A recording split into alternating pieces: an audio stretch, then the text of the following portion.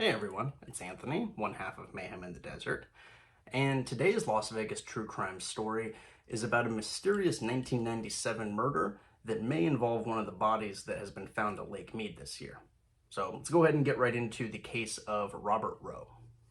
Now, the background for this case is 1997, September 1997, and it's the southwest area of Las Vegas, a residential home, and inside the home we have Robert Rowe. He's a 53-year-old Las Vegas resident, and we have his ex-wife Jeanette Rowe, and then her adult son Bradley Schweitzer. And also in the home is Jeanette and Robert's 16-year-old daughter. So this night, Jeanette and Robert are having an argument just like they did throughout their marriage. The topic is the same. It's about Bradley's drug use. Robert is maintaining the same position he did during the marriage, that Jeanette is enabling her son's drug use, and the problem's only going to get worse unless she changes her view toward that. At any rate, at some point during this argument, the press accounts say that Bradley gets into Robert Rowe's face, so I don't know quite what that entailed, but was severe enough to cause Robert Rowe to then snap, basically. He goes to another room in the house, retrieves a 9mm revolver, comes back out to the living room where Bradley is just kind of lounging in a recliner at this point, and shoots him dead. Then Robert goes to the kitchen where Jeanette is just finishing cooking dinner for the family and shoots her dead as well. Now, the 16-year-old daughter of the Rowes is witnessing this whole horrific scene, but apparently Robert just ignores her, doesn't really interact with her or threaten her. So Robert sticks the revolver into his pocket. He gets into his pickup truck parked outside and takes off into the night. The 16-year-old daughter runs to a neighbor. Police are called. As far as a motive, the police later tell the press that it seems that Robert purely just snapped. They don't really have a lot of other explanation beyond that. So after committing the double homicide, Robert drives all the way to Lake Mead Marina, which is a decent distance from Southwest Vegas. And there he's got a sailboat. Takes the sailboat out into the dark waters that night, and that's where the mystery begins.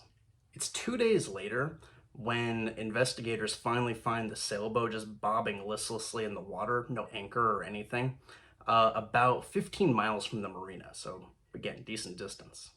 Complicating matters is there was a terrible windstorm the day after Robert launched his boat onto the lake. And anyone that knows Las Vegas knows the windstorms here can be severe and crazy. So who knows where Robert took the boat initially before the wind took it to wherever it was ultimately found.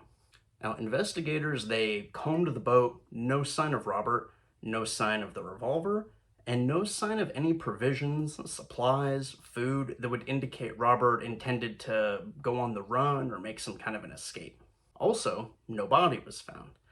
The other curious thing is they didn't find any tracks near the shore or anything that would be a sign that Robert had swam from the boat and tried to take off.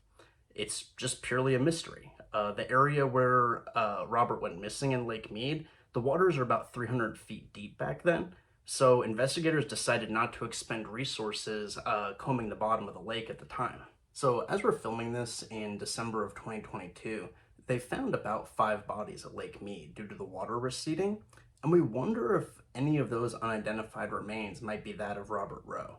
Obviously not the one in the barrel, we don't think, but maybe the other ones. And it seems undoubted that Lake Mead's going to reveal more of these types of gruesome discoveries as the water recedes. So either I think we're going to get an answer to this when we discover Robert's remains at the bottom of the lake, or if we don't, he may still be out there right now. Well, thank you for joining us for this episode of Mayhem in the Desert. Subscribe to the channel because we're going to have more of these videos on Las Vegas true crimes coming out regularly. Also, go ahead and check out our various social media and visit us at mayheminthedesert.com where you can catch up on our backlog of Las Vegas true crime stories. And remember to always be careful. It's a big desert out there.